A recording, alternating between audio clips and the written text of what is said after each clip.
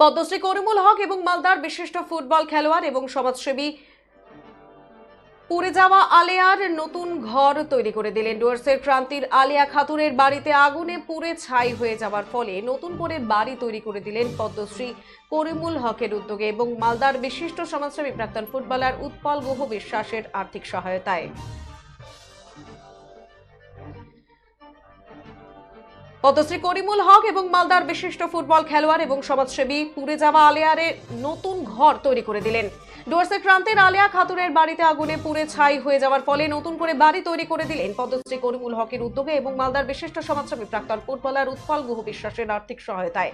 গত বুধবার সন্ধ্যায় রাজাডাঙ্গা গ্রাম পঞ্চায়েত এলাকার ধলাবাড়ি গ্রামে আলিয়া খাতুনের বাড়িতে বিধ্বংসী আগুনে পুড়ে ছাই হয়ে যায়। আলিয়া খাতুন চা বাগানে শ্রমিকের কাজ করেন, সামান্য অর্থে কোন রকম পরিবারের পরিজন নিয়ে দিন যাপন করেন। আগুনের শোবার ঘর সবকিছুই পুড়ে ছাই হয়।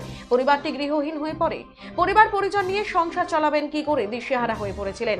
যেদিন আগুন লাগে আলিয়ার খাতুনের বাড়িতে সেদিন উপস্থিত হয়েছিলেন পদ্মশ্রী করিমুল হক সাহেব। তিনি মালদার বিশিষ্ট সমাজসেবী উৎপল গুহ বিশ্বাসের সাথে যোগাযোগ করেন পরিবারটিকে সাহায্যের জন্য।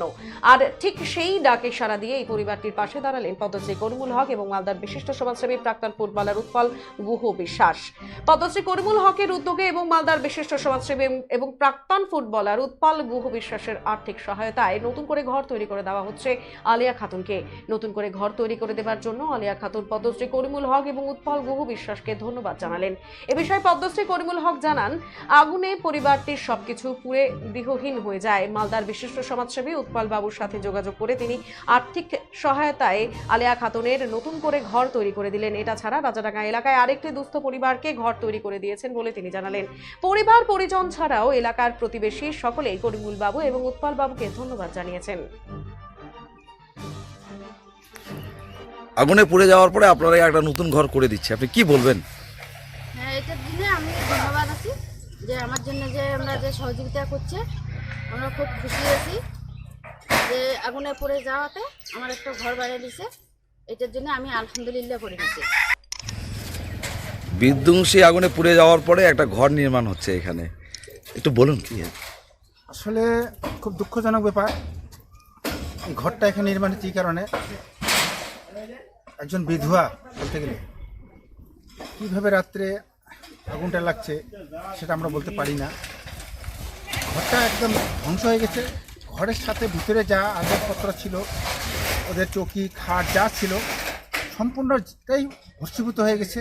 সেদিন রাত্রে আমি আসছি এবং আমার সাথে ক্রান্তি ফাঁড়িয়ে ওসিও আসছেন, গ্রামবাসীরাও আসছেন।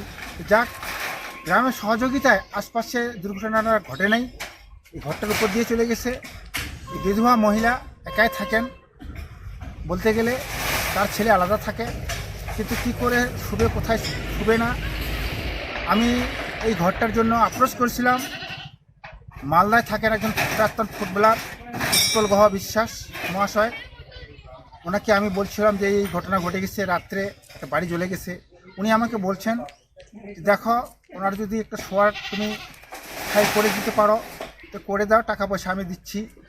এইভাবে উৎপলবাবু এর আগেও আমাদের রাজাডাঙ্গায় উত্তর মাঝগ্রামে একটা ঘর বানিয়ে দিয়েছে একটা বৃদ্ধার।